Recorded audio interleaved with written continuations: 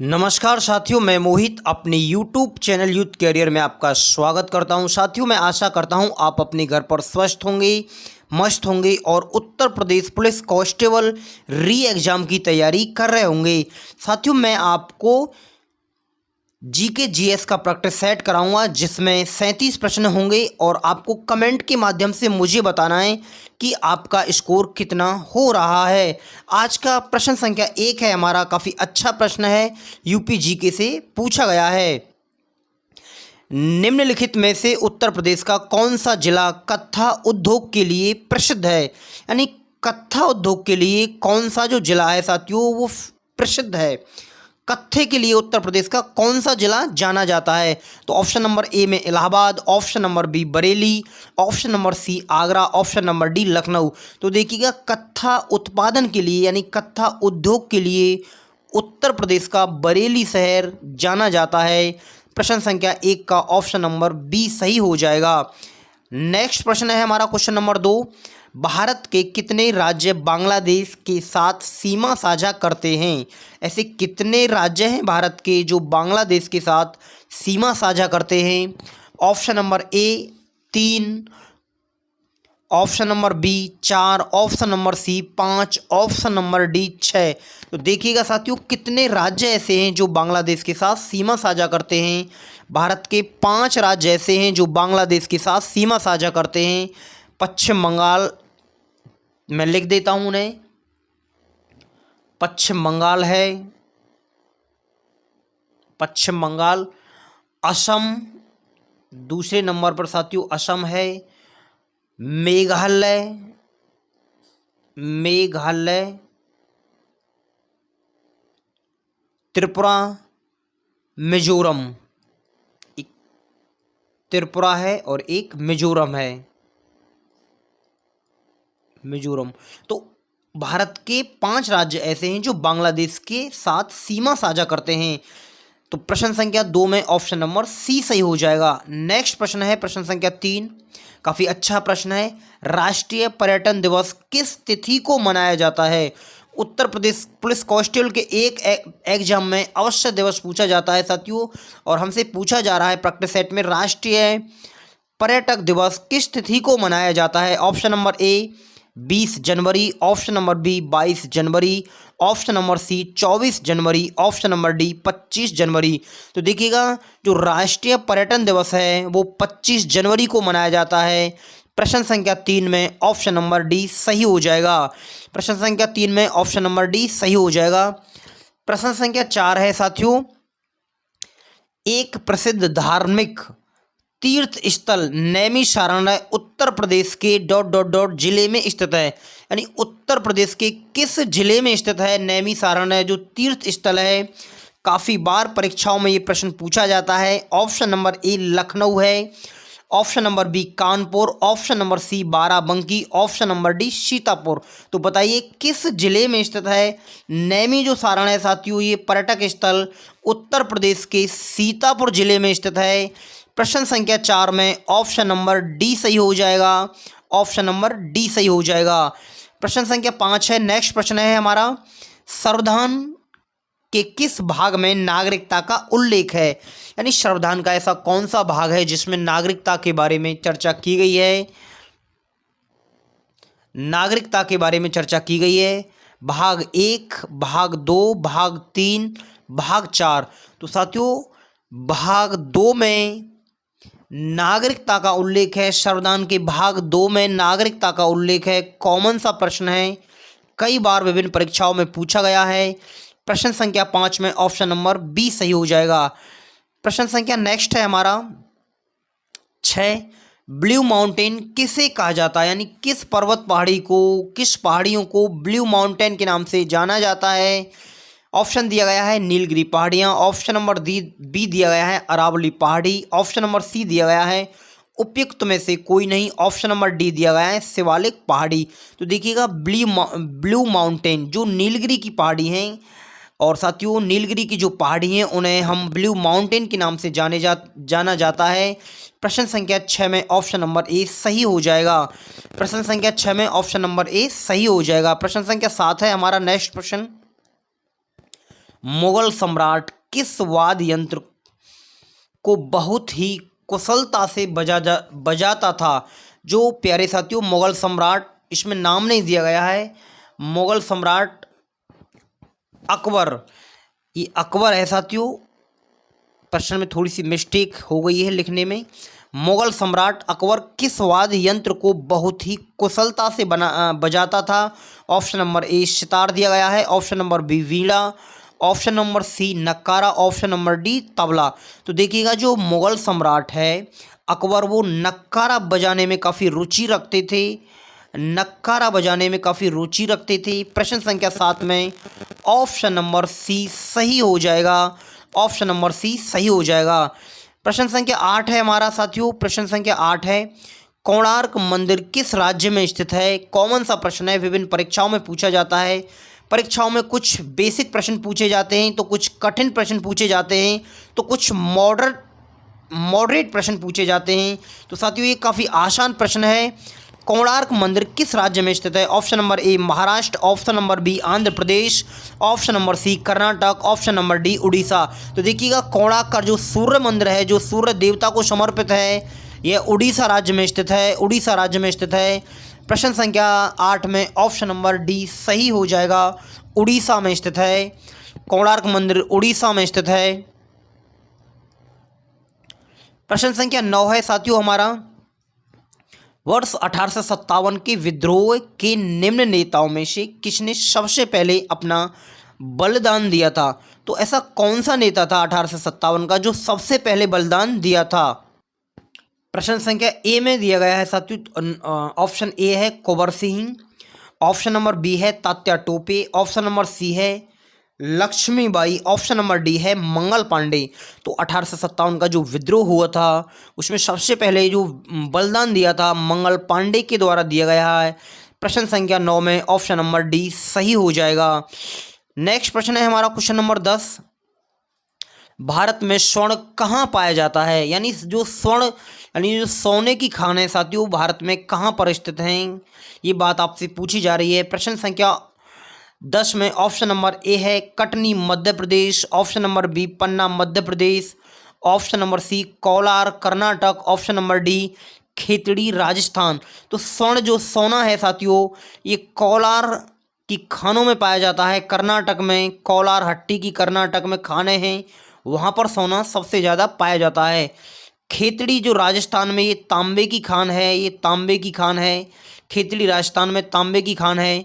और पन्ना मध्य प्रदेश में ये हीरे की खान है, हीरे की खान है। प्रश्न संख्या 10 में सोने के बारे में चर्चा की गई है, ऑप्शन नंबर सी सही हो जाएगा, कोलार हट्टी कर्नाटक में सोने की खान है। नेक्स्ट प्रश्न है हमारा प्रश्न संख्या 11 है, किस संवैधानिक संशोधन अधिनियम द्वारा संविधान में मूल कर्तव्य को शामिल किया गया था? तो ऐसा कौन सा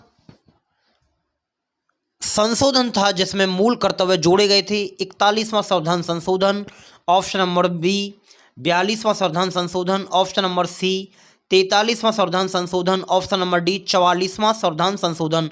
तो देखिएगा मूल कर्तव्य साथियों 42वें संविधान संशोधन द्वारा 1976 में जोड़े गए थे, 1976 में जोड़े गए थे। प्रश्न संख्या 11 में ऑप्शन नंबर बी सही हो जाएगा, प्रश्न संख्या 11 में ऑप्शन नंबर बी सही हो जाएगा। नेक्स्ट प्रश्न है हमारा क्वेश्चन नंबर 12। साथियों आप कमेंट के माध्यम से मुझे ये भी बताएंगे कि आपका स्कोर कितना हो रहा है और आपकी तैयारी कैसी चल रही है जीके में। आगे हम आपको रीजनिंग के प्रैक्टिस सेट भी कराएंगे जिसमें 50 प्रश्न होंगे और अभिरुचि के प्रश्नों को भी शामिल किया जाएगा।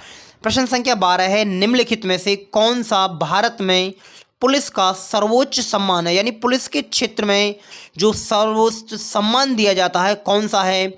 ऑप्शन नंबर ए में दिया गया है Mahavir Chakra, option number B Padma Shri, option number C Paramvir Chakra, option number D राष्ट्रपति वीरता पुरस्कार। तो देखिएगा पुलिस का जो सर्वोच्च सम्मान है वो राष्ट्रपति वीरता पुरस्कार है, राष्ट्रपति के द्वारा प्रदान किया जाता है। प्रश्न संख्या 12 में ऑप्शन नंबर डी सही हो जाएगा, ऑप्शन नंबर डी सही हो जाएगा। नेक्स्ट प्रश्न है प्रश्न संख्या 13, महात्मा गांधी द्वारा शुरू किया गया पहला जन आंदोलन कौन सा था? महात्मा गांधी द्वारा शुरू किया गया पहला जन आंदोलन, यानी जो जिसमें जनता को जोड़ा था महात्मा गांधी ने? ऑप्शन नंबर ए में दिया गया है असहयोग आंदोलन, ऑप्शन नंबर बी भारत छोड़ो आंदोलन, ऑप्शन नंबर सी नील आंदोलन या नील विद्रोह, ऑप्शन नंबर डी नमक आंदोलन। प्यारे विद्यार्थियों, जो जन आंदोलन है महात्मा गांधी के द्वारा सबसे पहले असहयोग आंदोलन है।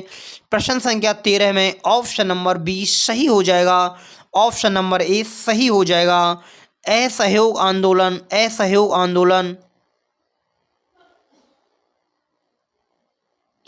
नेक्स्ट प्रश्न है हमारा प्रश्न संख्या 14। भारत सरकार का संवैधानिक अध्यक्ष कौन है? यानी भारत सरकार का संवैधानिक अध्यक्ष कौन होता है? ऑप्शन नंबर ए प्रधानमंत्री, ऑप्शन नंबर बी महान्यायवादी, ऑप्शन नंबर सी राष्ट्रपति, ऑप्शन नंबर डी मुख्य न्यायाधीश। जो भारत सरकार का संवैधानिक अध्यक्ष होता है वो राष्ट्रपति होता है, राष्ट्रपति होता है साथियों, राष्ट्रपति होता है। प्रश्न संख्या 15 में ऑप्शन नंबर सी सही हो जाएगा, ऑप्शन नंबर सी सही हो जाएगा, राष्ट्रपति। नेक्स्ट प्रश्न है हमारा क्वेश्चन नंबर 15। यामिनी कृष्ण मूर्ति का जो संबंध है किस शास्त्रीय नृत्य से है? यामिनी कृष्ण मूर्ति का संबंध किस शास्त्रीय नृत्य से है? Option number A Kathakali, option number B Bharatanatyam, option number C Kuchipudi, option number D इनमें से कोई नहीं। तो यामिनी कृष्ण मूर्ति का संबंध साथियों भरतनाट्यम से है, भरतनाट्यम से है। प्रश्न संख्या 15 में ऑप्शन नंबर सी सही हो जाएगा, ऑप्शन नंबर बी सही हो जाएगा, भरतनाट्यम। सॉरी साथियों, प्रश्न संख्या 15 में ऑप्शन नंबर बी सही हो जाएगा। नेक्स्ट प्रश्न है हमारा प्रश्न संख्या 16। सिंधु घाटी सभ्यता के लोगों का मुख्य व्यवसाय क्या था? जो सिंधु घाटी सभ्यता है उसके लोगों का मुख्य व्यवसाय क्या था? कई बार ये प्रश्न परीक्षाओं में पूछा गया है, कॉमन सा प्रश्न है, बेसिक सा प्रश्न है। ऑप्शन नंबर ए व्यापार, ऑप्शन नंबर बी कृषि, ऑप्शन नंबर सी शिकार, ऑप्शन नंबर डी पशुपालन। प्रश्न संख्या 16 में सिंधु घाटी सभ्यता के लोगों का जो मुख्य व्यवसाय था वो व्यापार था, ऑप्शन नंबर ए सही हो जाएगा। प्रश्न संख्या 16 ऑप्शन नंबर ए सही है। नेक्स्ट प्रश्न है हमारा question number 17। Uttar Pradesh cyber अपराध का मुख्यालय कहाँ स्थित है? उत्तर प्रदेश साइबर अपराध का मुख्यालय कहाँ स्थित है? ऑप्शन नंबर ए इलाहाबाद में, option number B Kanpur, option number C Lucknow, option number D Noida. तो उत्तर प्रदेश साइबर अपराध का मुख्यालय लखनऊ में स्थित है, लखनऊ में स्थित है साथियों, लखनऊ में स्थित है। प्रश्न संख्या 17 में ऑप्शन नंबर सी सही हो जाएगा। नेक्स्ट प्रश्न है हमारा 18। जोग जलप्रपात किस नदी से संबंधित है? यानी किस नदी पर स्थित है? किस नदी पर स्थित है? जोग जलप्रपात किस नदी पर स्थित है? ऑप्शन नंबर ए गोदावरी नदी, ऑप्शन नंबर बी गंगा नदी, ऑप्शन नंबर सी इनमें से कोई नहीं, ऑप्शन नंबर डी शरावती नदी। तो देखिएगा जोग जलप्रपात शरावती नदी पर कर्नाटक में स्थित है, कर्नाटक राज्य में स्थित है। प्रश्न संख्या 18 में ऑप्शन नंबर डी सही हो जाएगा। प्रश्न संख्या 18 ऑप्शन नंबर डी सही है। नेक्स्ट प्रश्न है साथियों हमारा प्रश्न संख्या 19। काफ़ी अच्छा प्रश्न है। विटामिन ए का रासायनिक नाम है, विटामिन ए का रासायनिक नाम है साथियों। तो विटामिन ए का जो रासायनिक नाम है वो रेटिनॉल है। प्रश्न संख्या 19 में ऑप्शन नंबर ए सही हो जाएगा। प्रश्न संख्या 19 में ऑप्शन नंबर ए सही है। विटामिन ए का रासायनिक नाम है रेटिनॉल। नेक्स्ट प्रश्न है क्वेश्चन संख्या 20 हमारा। निम्नलिखित में से कौन सी एक बागवानी फसल नहीं है?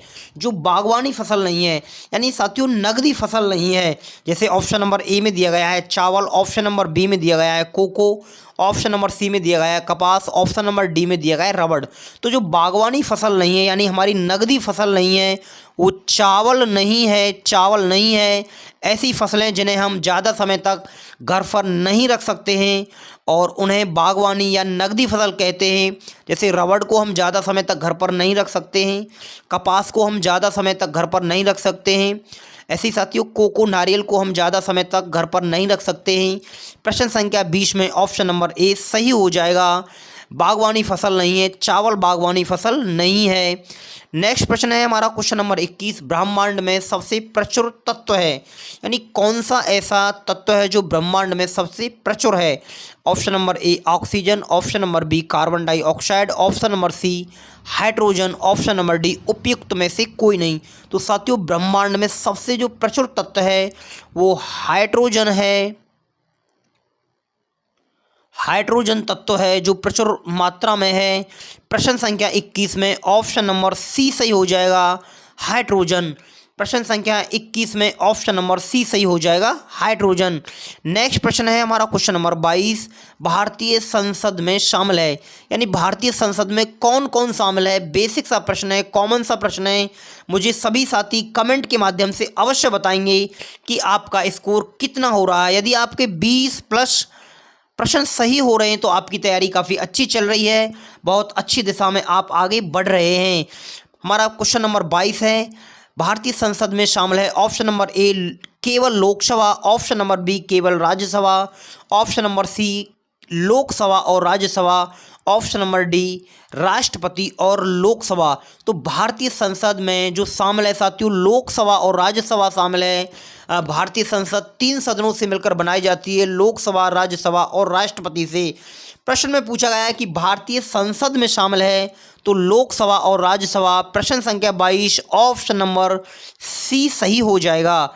नेक्स्ट प्रश्न है हमारा क्वेश्चन नंबर 23, विज्ञान की वह शाखा जिसमें कवकों का अध्ययन किया जाता है, यानी कवकों का अध्ययन किस में किया जाता है साथियों। Option number A psychology, option number B mycology, option number C phycology, option number D dermatology. तो देखिएगा डर्मेंटोलॉजी में तो त्वचा का अध्ययन किया जाता है, त्वचा का अध्ययन किया जाता है। फाइकोलॉजी में शैवालों का अध्ययन किया जाता है, शैवाल का अध्ययन किया जाता है। माइकोलॉजी में कवकों का अध्ययन किया जाता है, कवकों का अध्ययन किया जाता है साथियों, कवकों का अध्ययन किया जाता है। प्रश्न संख्या 22 में ऑप्शन नंबर बी सही हो जाएगा, ऑप्शन नंबर बी सही हो जाएगा। प्रश्न संख्या 22 में ऑप्शन नंबर बी सही है। नेक्स्ट प्रश्न है हमारा क्वेश्चन नंबर 23,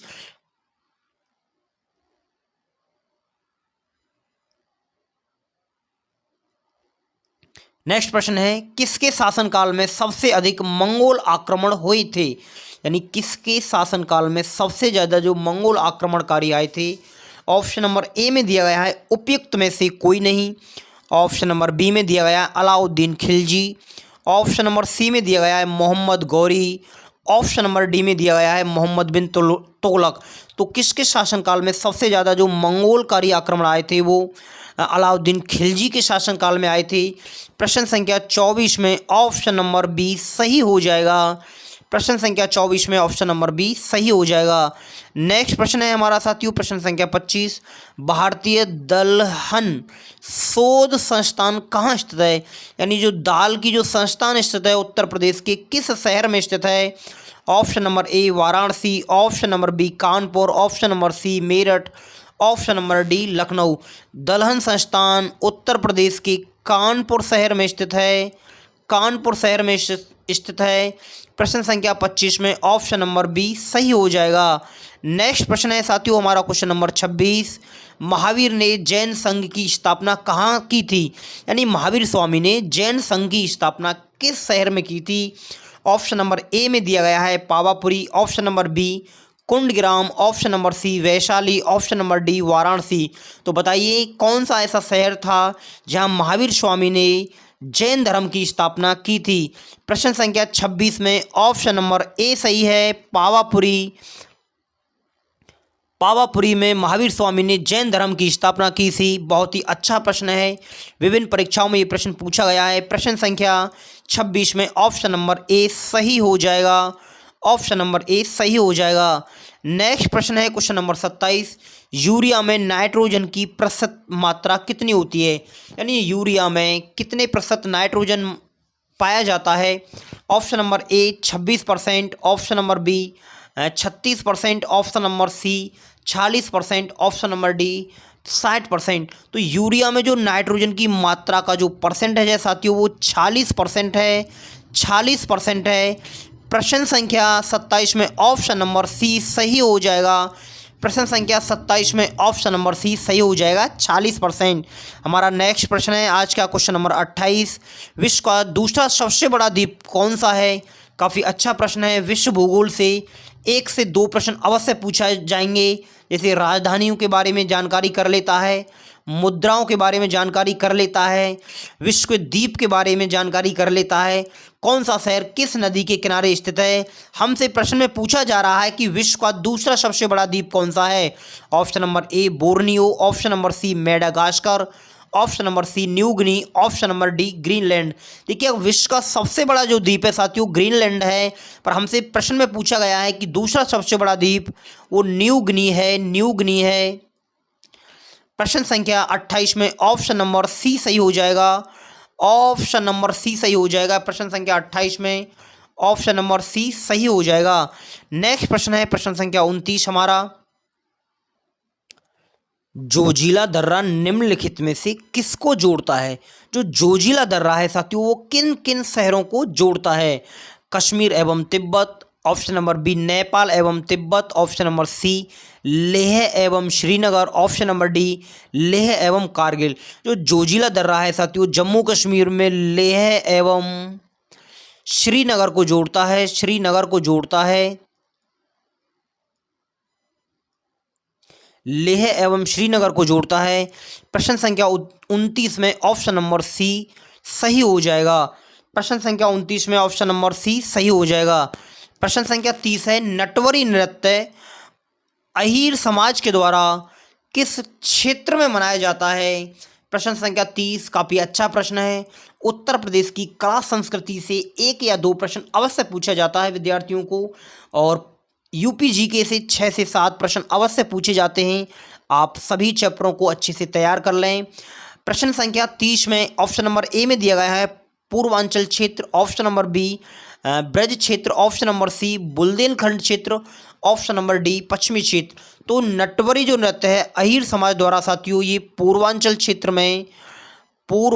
क्षेत्र में मनाया जाता है। प्रश्न संख्या 30 में ऑप्शन नंबर ए सही हो जाएगा। नेक्स्ट प्रश्न है हमारा क्वेश्चन नंबर 31, विश्व स्वास्थ्य संगठन का जो मुख्यालय है वो कहाँ स्थित है।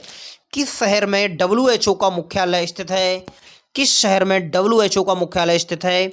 Option number A New York, option number B Washington DC, option number C Manila, option number D Geneva.